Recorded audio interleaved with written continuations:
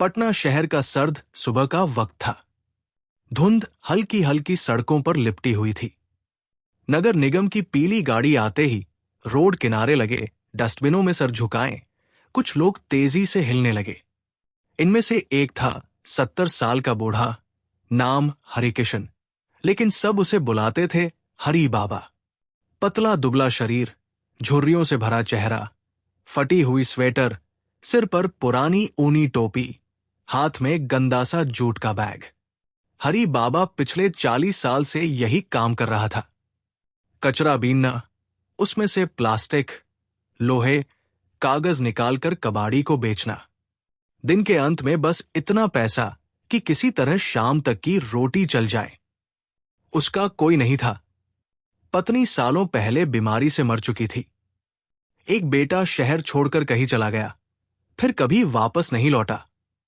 बस झुग्गी के कोने में एक टूटा सा कमरा, एक पुरानी चारपाई, एक स्टोव, और उसके साथ थी तन्हाई। लेकिन उसके अंदर अभी भी एक अजीब सी रोशनी बची थी। वो अक्सर खुद से कहता, जब तक सांस है काम करते रहो हरिकिशन। जो लोग तुम्हें गंदा समझते हैं, उनका शहर तुम्हारे बिना दिन में बदबू से भर जाएगा। उस दिन भी हर सुबह की तरह वो साइकिल पर अपना पुराना बोरा लटका कर निकला। मार्केट के पीछे वाली गली में आज कुछ ज्यादा ही कचरा पड़ा था। सब्जियों के सड़े टुकड़े, फटे बैग, टूटे प्लास्टिक, गंदी थैलियां।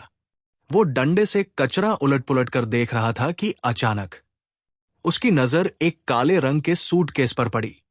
सूटकेस आधा फटा हुआ था। कोने से सफेद सा कागज जैसा कुछ झांक रहा था। उसने झुककर हाथ लगाया। भारी था, बहुत भारी। ये कचरे में किसने फेंका होगा? उसने मन ही मन सोचा। उसने आसपास नजर दौड़ाई। सुबह के 5:30 बज रहे थे। गली में कोई खास चहल पहल नहीं थी। बस दूर कहीं दूधवाला साइकिल से जा रहा था। 2-3 कुत्ते भौंक रहे थे। हरी बाबा ने झटके से सूटकेस खींचकर एक तरफ किया, चारों तरफ देखा, फिर झट से उसे अपने बोरे के पीछे छिपा दिया। दिल तेजी से धड़क रहा था। देखूं तो सही क्या है इसमें। वो सूटकेस को बोरे से ढककर धीरे धीरे अपनी झुग्गी की तरफ चला। हर मोड़ पर उसे लग रहा था कोई उसे देख रहा है। कुत्तों की भौंक, हवा की आवाज, सब उसे डराने लगे थे। झुग्गी में पहुंचते ही उसने जल्दी से दरवाजा अंदर से बंद किया। दीवार से टिकी पुरानी लालटेन जलाई और कांपते हाथों से सूटकेस की चेन खोली। चेन खुलते ही हल्की सी नकदी की गंध हवा में आई। अंदर जो था वो देखकर उसकी सांस अटक गई। सूटकेस पूरी तरह नोटों की गड्डियों से भरा हुआ था। 500 रुपए और 2000 रुपए के नोट, एकदम सील पैक बंडल। कुछ पर अभी भी बैंक की पट्टी लगी हुई थी। उसने एक गड्डी उठाई, चश्मा आंखों पर ठीक किया, ध्यान से देखा। सब असली था। उसकी आंखें फटी की फटी रह गई। ये तो करोड़ों लग रहे हैं। इतना पैसा इंसान को पागल कर सकता है। सूटकेस के कोने में उसे एक और चीज दिखाई दी, एक छोटी सी डायरी और साथ में एक रिवॉल्वर। हरी बाबा के चेहरे से सारा खून उतर गया। ये आम आदमी का पैसा नहीं है। ये किसी बहुत बड़े आदमी का होगा, या किसी बहुत बड़े गुनाह का। उस रात हरी बाबा सो नहीं पाया। एक तरफ थे करोड़ों रुपए, दूसरी तरफ थी उसकी ईमानदारी, जो उसने जिंदगी भर नहीं बेची थी। वो खुद से बातें करता रहा, अगर मैं ये पैसा रख लूं तो मेरे लिए तो जिंदगी भर काफी है। खाने की चिंता नहीं, झुग्गी से निकल सकता हूं, कपड़े अच्छे पहन सकता हूं। फिर अचानक उसकी पत्नी की आवाज जैसे कानों में गूंजी, हरी, गरीबी कोई शाप नहीं, बेईमानी शाप है। हम गरीब रहे लेकिन कभी चोरी नहीं की। उसकी आंखें भर आई। लेकिन ये चोरी है भी तो नहीं, ये तो कचरे में पड़ा था। कचरे में जो मिलता है वो तो मेरा होता है ना? उसने खुद से तर्क दिया। लेकिन फिर उसने डायरी और रिवॉल्वर याद किया। ये साफ था, ये पैसा किसी अपराध से जुड़ा हुआ है। अगर इसके मालिक तक बात पहुंची, या पुलिस को पता चला तो सबसे पहले शक उसी पर आएगा। एक गरीब बूढ़ा जिसके पास अचानक करोड़ों आ गए, पैसा मिलेगा तो लोग बदले नहीं, पहले की तरह बाबा नहीं कहेंगे, चोर बूढ़ा कहकर पत्थर मारेंगे। सुबह तक वो सोया नहीं, लेकिन सूरज की पहली किरण के साथ उसके मन में एक अजबसा ख्याल आया, अगर ये पैसा मेरा नहीं है तो क्यों ना इसे उन लोगों का बना दूं जिनका कोई नहीं है। उसने धीरे से सूटकेस पर हाथ फेरा, मानो किसी जिंदा चीज को छू रहा हो। तुमने किसी गुनाह के लिए जन्म लिया होगा, लेकिन अब तुमसे मैं भलाई करवाऊंगा। हरी बाबा ने जिंदगी में कभी बड़ा प्लान नहीं बनाया था, लेकिन उस दिन वो पूरा दिन कचरा बीनने की बजाय चौक के पास मंदिर की सीढ़ियों पर बैठा रहा। वो आसपास आने जाने वाले लोगों को देखने लगा, कचरा बीनते बच्चे, फुटपाथ पर सोते बुजुर्ग, एक बूढ़ी अम्मा जो दवाई के लिए भीख मांग रही थी, रिक्शा वाला जिसे किसी ने 20 रुपए कम दे दिए थे। उसके सामने जैसे एक एक चेहरा उभरने लगा। रात को झुग्गी में लौटकर उसने पुराना फटा कॉपी निकाला, एक पेन उठाया, धीरे धीरे लिखने लगा। भिखारी वालों की लिस्ट। 1, रशीदा बीबी, झोपड़ी में रहने वाली अधेड़ उम्र की औरत, जिसकी बेटी की किडनी खराब है, दवाई के पैसे नहीं हैं। 2, मुन्ना और बिट्टू, कचरा बीनने वाले 2 भाई, जो पढ़ना चाहते हैं पर स्कूल की फीस नहीं भर सकते। 3, श्यामू रिक्शा वाला, दिन रात रिक्शा चलाता है पर अपना रिक्शा नहीं, कमीशन में चलता है। 4, लक्ष्मी काकी, जो रात में मंदिर के बाहर सोती है, बिना दवाई के खांसी में खांस खांस कर दोहरी हो जाती है। और ऐसे ही उसने 30 लोगों के नाम लिख दिए। उसने नीचे एक लाइन लिखी, ये पैसा मेरा नहीं, इन सबका है, मैं सिर्फ इनके बीच बांटने वाला आदमी हूं। अगले दिन सुबह सुबह पटना के एक बड़े प्राइवेट हॉस्पिटल के बिलिंग काउंटर पर एक अजीब सा किस्सा हुआ। रशीदा बीबी अपनी बीमार बेटी के साथ वहां बैठी थी। आंखों में रोशनी खत्म हो चुकी थी। डॉक्टरों ने कह दिया था, ऑपरेशन के बिना लड़की नहीं बचेगी, पर ऑपरेशन का खर्च 5 लाख है। रशीदा के पास 500 भी नहीं थे। वो बेंच पर बैठकर रो रही थी। उसकी बेटी दर्द से कराह रही थी। तभी रिसेप्शन पर काम करने वाली लड़की को एक लिफाफा मिला। कोई बूढ़ा चुपचाप काउंटर पर रखकर चला गया था। लिफाफे पर छोटे छोटे हरफों में लिखा था, रोगी नाजिया, बेटी रशीदा बीबी के नाम, ऑपरेशन का पूरा खर्च, किसी से सवाल मत पूछिए। एक अजनबी। अंदर 5 लाख रुपए नगद थे। हॉस्पिटल में हल्का सा हड़कंप मच गया। कौन था वो बूढ़ा? किसने दिया? क्यों दिया? लेकिन बात फैलने से पहले मैनेजमेंट ने पुलिस का झंझट न लेते हुए उस पैसे को जमा दिखाया और उस राशि से लड़की का ऑपरेशन हो गया। कुछ दूर फुटपाथ से, भीड़ में छिपकर, अपनी पुरानी मफलर से चेहरा आधा ढके, हरी बाबा हॉस्पिटल की खिड़की के बाहर से ये सब देख रहा था। ऑपरेशन थिएटर की बत्ती जलते ही उसकी आंखों से आंसू बह निकले। एक जान तो बच गई। उसने आसमान की तरफ देखकर धीरे से कहा। अगले कुछ हफ्तों में शहर में अजीब अजीब खबरें फैलने लगी। किसी अनजान आदमी ने स्कूल के प्रिंसिपल को लिफाफा देकर कहा, इन 2 बच्चों की फीस हमेशा के लिए माफ समझो, जब तक पैसा खत्म ना हो तब तक ये लिफाफे आते रहेंगे। वो बच्चे थे मुन्ना और बिट्टू। रात के समय मंदिर के बाहर सोने वाली लक्ष्मी काकी को अचानक किसी ने एक पक्का कमरा दिला दिया और सरकारी अस्पताल में उनका कार्ड बनवा दिया। किसी ने उनका आधार कार्ड, फोटो सब बना करवाया, पर काकी ने कभी उस बूढ़े को ठीक से देखा ही नहीं। श्यामू रिक्शा वाला, जो सालों से दूसरों का रिक्शा चलाता था, एक सुबह उठकर देखता है कि उसके झोपड़े के बाहर एक बिल्कुल नया रिक्शा खड़ा है, जिसकी सीट पर चिट लगी है, ये अब तुम्हारा है, EMI मत सोच, बस ईमानदारी से चलाना। शहर भर में एक ही नाम घूमने लगा। किसी ने गरीबों के बीच नोटों की बारिश शुरू कर रखी है। शायद कोई बड़ा सेठ होगा, शायद कोई मरा हुआ आदमी का पछताता हुआ वारिस। पर किसी ने नहीं सोचा कि ये सब कर रहा है कचरा बीनने वाला बूढ़ा हरी। पैसा बांटना आसान था, पर एक समस्या अब सामने आने लगी। गिनती, हिसाब, नोटों को सही तरह छुपाना और सही जगह सही वक्त पहुंचना। हरी बाबा बूढ़ा हो चुका था। उसकी आंखें धुंधली थी, हाथ कांपते थे। एक दिन कचरा उठाते हुए उसे रेलवे प्लेटफॉर्म के पीछे की दीवार के पास बैठा एक दुबला-पतला लड़का दिखा, लगभग 16-17 साल का। फटी जीन्स, पुरानी टी शर्ट, पर हाथ में एक पुरानी किताब, गणित की। वो तेज तेज सवाल हल कर रहा था। हरी बाबा ने पूछा, पढ़ाई कर रहे हो बेटा? लड़का चौंक गया। उसने सोचा कोई मजाक उड़ा रहा होगा। जी हां, 12वीं की तैयारी कर रहा हूं। स्कूल जाते हो? नहीं, पैसा नहीं है। तो कोचिंग क्या? स्कूल भी छूट गया। हरी बाबा ने चुपचाप उसकी आंखों में देखा। उसकी आंखों में वही भूख थी जो कभी उसके बेटे की आंखों में थी, कुछ बनने की भूख। नाम क्या है? अनिकेत। कुछ दिन बाद हरी बाबा ने उसे अपने कमरे पर बुलाया। कमरे में घुसते ही अनिकेत की नजर सूटकेस पर पड़ी, जो अलमारी के सबसे ऊपर रखा था, कंबल से ढका हुआ। हरी बाबा ने धीरे से कंबल हटाया। अनिकेत की आंखें खुली की खुली रह गई।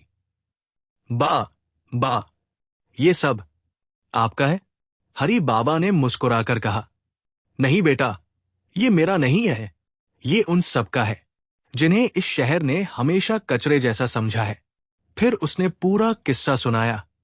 कैसे कचरे में ये सूटकेस मिला, कैसे उसने लोगों की लिस्ट बनाई, कैसे वो ये सब अकेले नहीं संभाल पा रहा। मैं बूढ़ा हो गया हूं अनिकेत।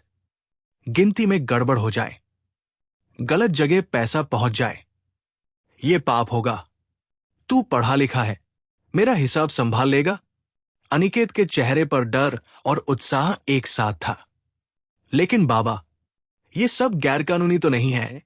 गैरकानूनी तो पता नहीं, पर गैरइंसानी काम तो नहीं कर रहे हम। पैसा काला होगा, पर काम सफेद होगा बेटा। उस पल से अनिकेत हरी बाबा का राजदार बन गया। अब काम संगठित तरीके से होने लगा। एक अनाम स्कॉलरशिप। अनिकेत ने एक नाम सुझाया, छुपा हुआ हाथ स्कॉलरशिप। शहर के सरकारी स्कूलों में ऐसे बच्चों की लिस्ट बनवाई गई जो फीस न भर पाने की वजह से छोड़ने वाले थे। रात के समय स्कूल के गेट पर एक लिफाफा गायब से दिखाई देता, जिस पर लिखा होता, इन बच्चों की पूरी साल की फीस जमा कर दी जाए। नाम किसी बोर्ड पर मत लिखिए, बस उनके चेहरे पर मुस्कान आने दीजिए। 2 झुग्गियों में क्लिनिक। अनिकेत ने एक और प्लान बनाया। झुग्गियों में बीमारी से मरने वाले ज्यादातर लोग दवाई के बिना मर जाते थे, तो उन्होंने 2 छोटे चैरिटी क्लिनिक शुरू करवाए, जहां एक जूनियर डॉक्टर और 2 नर्सें बहुत कम फीस पर या बिल्कुल मुफ्त मरीजों का इलाज करने लगी। क्लिनिक की दीवार पर बस इतना लिखा था, इस क्लिनिक का खर्च भगवान के घर से नहीं, किसी भूले बिसरे इंसान के जमीर से आता है। 3 कचरा बीनने वालों के लिए कचरा बैंक। सबसे बड़ा काम था खुद कचरा बीनने वालों के लिए। हरी बाबा ने सोचा, मैंने सारी उम्र कचरा उठाया, कभी किसी ने नहीं सोचा कि हमारा भी भविष्य होता है। उन्होंने अनिकेत की मदद से एक छोटा सा ऑफिस खोला। टीन की छत, 2 कुर्सियां, एक मेज, एक पुरानी मशीन आधार कार्ड चेक करने के लिए। नाम रखा गया कचरा बैंक। यहां हर कचरा बीनने वाले का नाम, फोटो, उम्र, परिवार दर्ज होता। हर हफ्ते जो भी थोड़ी बचत वो लाते, उसे जमा कर दिया जाता और हरी बाबा अपनी तरफ से उस पर बोनस जोड़ देते। किसी को पता नहीं था कि वो बोनस किस सूटकेस से आ रहा है। धीरे धीरे कचरा बैंक पूरे शहर में चर्चा का विषय बन गया। लेकिन कहानी का दूसरा चेहरा भी था। जिस दिन से वो सूटकेस गायब हुआ था, उस दिन से ही कुछ लोग बेसब्र हो उठे थे। वो सूटकेस था एक बड़े भ्रष्ट नेता अशोक वर्मा के काले धन का हिस्सा। सीबीआई की छापेमारी की खबर लगते ही उसके आदमी पैसे ठिकाने लगाने लगे। कुछ सूटकेस कहीं फेंके गए, कुछ जला दिए गए, कुछ दूसरे खातों में भेज दिए गए। पर ये वाला सूटकेस गलती से कचरे की गाड़ी में चला गया और गाड़ी सीधे उसी मार्केट के डस्टबिन तक आई थी जहां हरी बाबा कचरा उठाता था। नेता के गुर्गों ने ड्राइवर को धमकाया, पीटा, पर उसे खुद भी नहीं पता था सूटी केस कहाँ गिरा। लेकिन जब शहर में अचानक गरीबों की मदद के अजीब अजीब किस्से एक साथ होने लगे, तो नेता के दिमाग में घंटी बजी। ये इतना बड़ा पैसा है, जो भी इसे उठा ले गया है, अगर वो उपयोग कर रहा है तो कहीं न कहीं उसका निशान दिखेगा। उसने अपने सबसे खतरनाक आदमी राजन को बुलाया। शहर में ढूंढो, जहां जहां अचानक पैसा जा रहा है वहां नजर रखो। जो भी फरिश्ता बनने की कोशिश कर रहा है उसे जमीन दिखा दो। उस दिन से हर लिफाफा, हर मदद, हर गुमनाम दान पर किसी की गिद्ध जैसी नजरें टिक गई। उधर पुलिस विभाग में भी हलचल मच चुकी थी। एक ईमानदार आईपीएस राधिका सिन्हा, जो अभी अभी पटना में पोस्ट हुई थी, उन्हें ये सारी बातें बड़ी अजीब लगने लगी। फाइलों के ढेर में बैठकर उन्होंने कहा, एक शहर जहां लोग 10 रुपए दान करने से पहले 10 बार सोचते हैं, वहां कोई लाखों करोड़ों गुमनाम बांट रहा है, बिना नाम, बिना फोटो। कुछ तो गड़बड़ है। उन्होंने अपने विश्वसनीय सब इंस्पेक्टर अरुण को बुलाया। अरुण, ये समझो, या तो कोई बहुत नेक इंसान है या कोई बहुत बड़ा गुनहगार अपने गुनाह धोने की कोशिश कर रहा है। दोनों ही केस में हमको सच्चाई पता करनी होगी। राधिका ने कुछ केस पॉइंट्स नोट किए। इतने बड़े कैश ट्रांजैक्शन बैंक की जानकारी के बिना कैसे? जो हॉस्पिटल, स्कूल, क्लिनिक ये पैसा ले रहे हैं, उन्हें भी तो नियम से इसकी सूचना देनी चाहिए। उन्होंने तय किया, जहां जहां ये लिफाफे पहुंचे हैं वहां जाकर चुपचाप जांच की जाए। और इसी जांच ने धीरे धीरे रास्ता बना लिया हरी बाबा की तरफ। एक रात अरुण क्लिनिक नंबर 2 के बाहर छिपकर बैठा था। उन्हें खबर थी कि हर महीने की 5 तारीख को कोई आदमी आता है और क्लिनिक के खर्च के लिए लिफाफा देता है। उस रात भी वैसा ही हुआ। एक दुबला पतला बूढ़ा, फटा कोट पहने, मफलर से चेहरा आधा ढका, धीरे धीरे चलकर आया। उसने दरवाजे पर दस्तक नहीं दी, बस खिड़की पर एक लिफाफा रखा और मुड़कर चलने लगा। अरुण ने जैसे ही उसे करीब से देखा, उसकी चाल, उसकी झुकी हुई पीठ, उसके हाथ में कचरे वाला बोरा, ये तो वही आदमी लगता है जिसे मैंने कई बार स्टेशन के पास कचरा उठाते देखा है। अरुण थोड़ा पीछे पीछे गया, पर हरी बाबा की चाल भले ही धीमी थी, पर वो गलियों की ऐसी भूल भुलैया में मुड़ते घूमते गायब हो गया कि अरुण समझ नहीं पाया कि वो कहाँ गुम हो गया। वो बस इतना नोट कर पाया, एक बूढ़ा कचरा बीनने वाला, शायद वही है गुमनामदाता। उसने राधिका से कहा, मैडम, मामला और दिलचस्प है। यहां कोई अमीर सेठ नहीं, एक गरीब बूढ़ा करोड़ों बांट रहा है। राधिका ने हैरत से कहा, गरीब बूढ़ा, करोड़ों? अब तो इस कहानी का सच जानना पड़ेगा। भाग 12 इम्तिहान। उधर हरी बाबा और अनिकेत एक नई उलझन में फंस गए थे। सूटकेस में अब भी काफी पैसा बचा था, पर अब खबरें अखबारों और सोशल मीडिया तक पहुंचने लगी थी। गुमनाम फरिश्ता, अदृश्य मददगार, देवदूत दाता, ऐसे नामों से लोग लिखने लगे। कुछ लोग कहने लगे, शायद ये कोई अपराधी है जो अपने गुनाह छुपा रहा है। कुछ धर्मगुरुओं ने बयान दिया, गुमनाम दान सही नहीं, नाम लेकर दान करो, वरना ये दिखावा है। हरी बाबा ये सब सुनकर हंस भी देता, कभी कभी रो भी देता। लोगों ने मेरा चेहरा नहीं देखा, फिर भी जज कर रहे हैं। अगर देख लेंगे तो कहेंगे, अरे ये तो कचरा उठाने वाला है, इसके पास इतना पैसा कहां से आया? अनिकेत बोला, बाबा, अगर पुलिस तक बात पहुंच गई तो मुश्किल हो सकती है। होने दे बेटा। अगर मैं डर के मारे ये पैसा बांटना बंद कर दूं तो जिंदगी भर पछताऊंगा। लेकिन भीतर कहीं उसे भी महसूस हो रहा था कि अब सच का सामना करना पड़ेगा। एक शाम जब हरी बाबा अनिकेत के साथ कचरा बैंक का हिसाब देख रहा था, तभी झुग्गी के बाहर जीप की आवाज आई। कुछ पुलिस वाले अंदर आए और उनके बीच खड़ी थी आईपीएस राधिका सिंह। कमरे की दीवारें जैसे अचानक तंग हो गई। राधिका ने कमरे में नजर घुमाई। टूटा बिस्तर, पुराना स्टोव, एक कोने में किताबें, दूसरे कोने में कचरा उठाने वाला बोरा और सबसे ऊपर रखी आलमारी पर कंबल से ढका सूटकेस। राधिका ने धीरे से कहा, हरिकिशन जी, हमें आपसे कुछ सवाल करने हैं। हरी बाबा ने मुस्कुराकर कुर्सी की ओर इशारा किया। जवाब भी दूंगा बेटी, पर पहले बैठ जाओ। झुग्गी में आया मेहमान भगवान का रूप होता है। अनिकेत के चेहरे पर पसीना था, हाथ कांप रहे थे।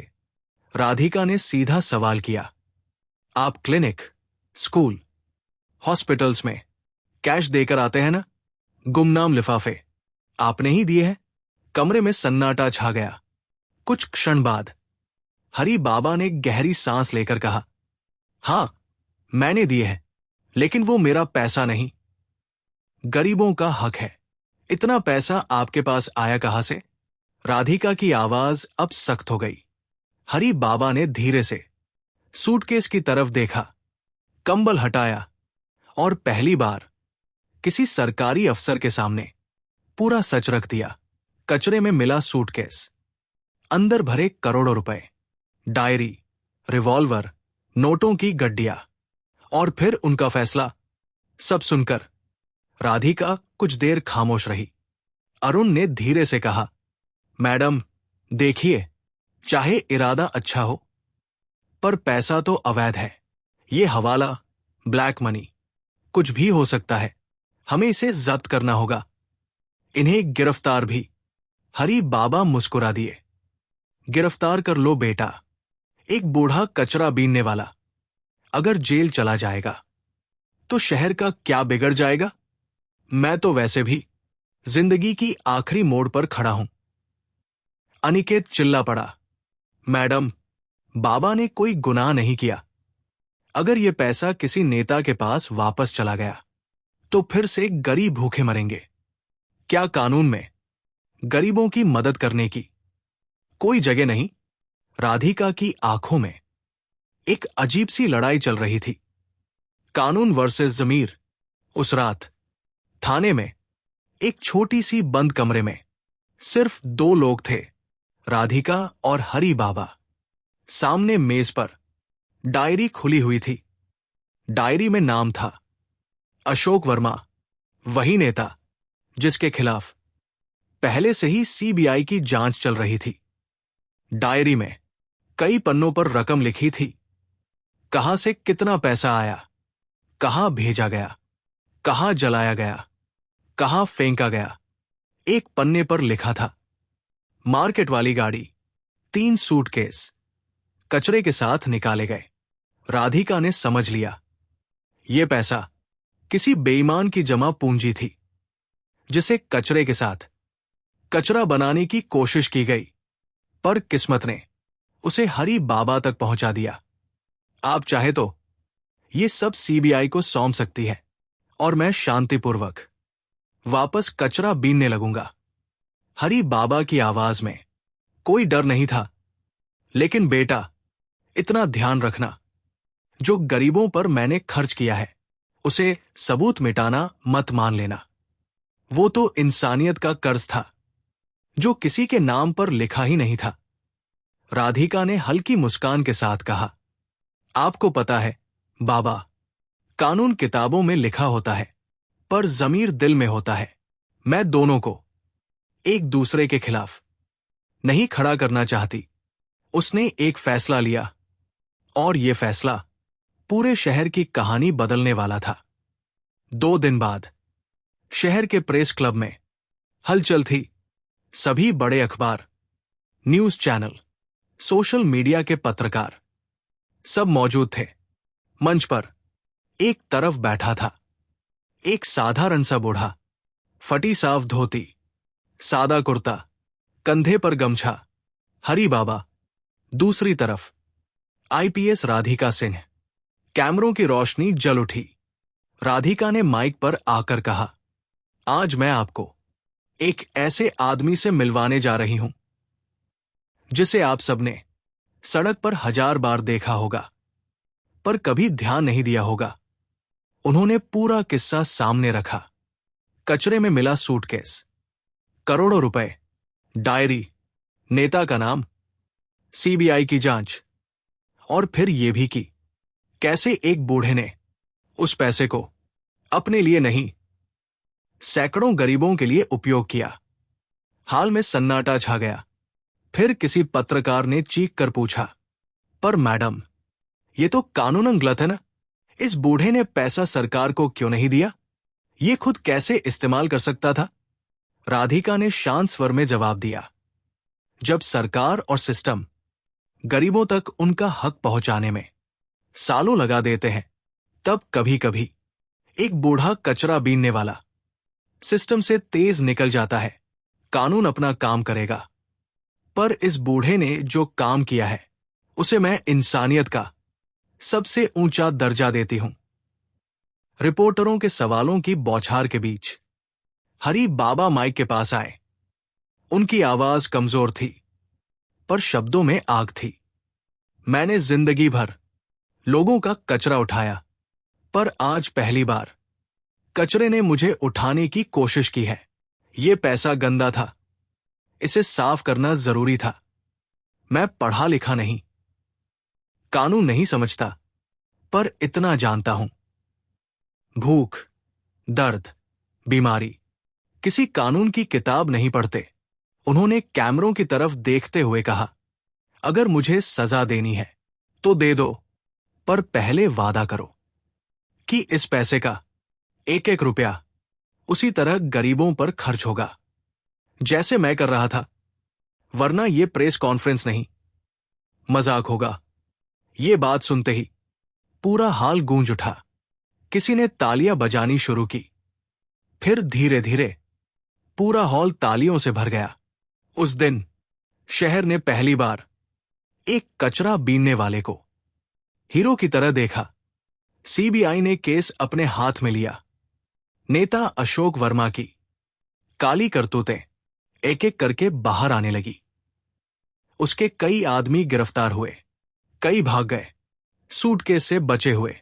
बाकी पैसों को सरकारी खाते में जमा किया गया। पर इस बार फर्क यह था, जनता की नजरें अब खुली थी।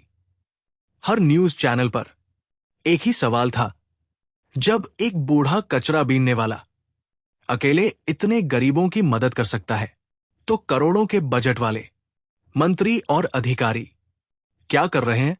सोशल मीडिया पर एक मुहिम चली, हरि बाबा का पैसे हरि बाबा के नाम। लोगों ने दबाव बनाया कि इस पैसे से गरीबों, झुग्गी वासियों, कचरा बीनने वालों के लिए एक स्थायी संस्था बनाई जाए। आखिरकार सरकार झुकी। एक नई ट्रस्ट बनी, कचरा फाउंडेशन, हरिकिशन समाज कल्याण न्यास। इसका चेयरमैन बनने को हरि बाबा ने साफ मना कर दिया। मैं चेयरमैन बनने लायक नहीं, मेरा काम कचरा उठाना था। रहेगा, लेकिन बोर्ड में उन झुग्गी वालों के नाम डालो जिनके नाम कभी किसी बोर्ड पर नहीं लिखे गए। अनिकेत को इस फाउंडेशन का पहला स्टूडेंट मेंबर बनाया गया, जो पढ़ लिख कर आगे इन सबका हिसाब देखेगा। कहानी यही खत्म नहीं हुई। कुछ महीनों बाद जब सारा हल्ला शांत हो गया, न्यूज चैनल नए मुद्दों पर चले गए, सोशल मीडिया नए ट्रेंड पर अटक गई। सबसे ज्यादा बदलाव कहाँ दिखा? उसी गलियों में जहां हर सुबह कचरा उठाने वाले आते थे।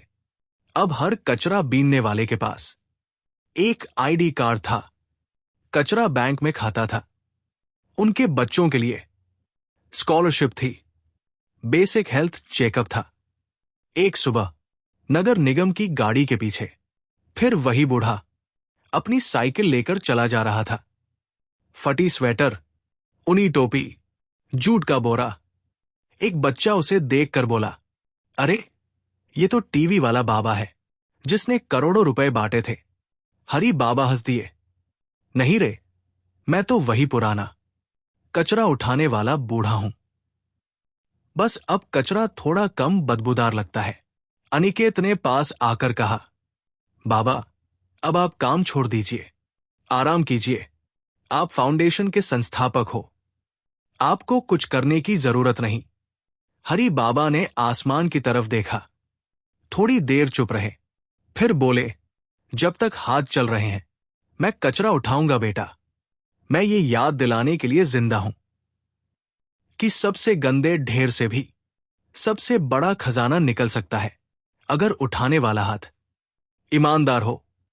कई साल बाद पटना के एक बड़े ऑडिटोरियम में एक भव्य कार्यक्रम चल रहा था। स्टेज पर लिखा था, कचरा फाउंडेशन के 10 साल, 10 लाख जिंदगियां बदली। स्क्रीन पर कई तस्वीरें चल रही थी। झुग्गियों से निकलकर डॉक्टर बने लोग, इंजीनियर, अध्यापक, नर्स, पुलिस वाले। एक कोने में फ्रेम में जड़ी एक पुरानी तस्वीर रखी थी। एक बूढ़ा कचरा उठाने वाले कपड़ों में, हाथ में बोरा, लेकिन आंखों में चमक।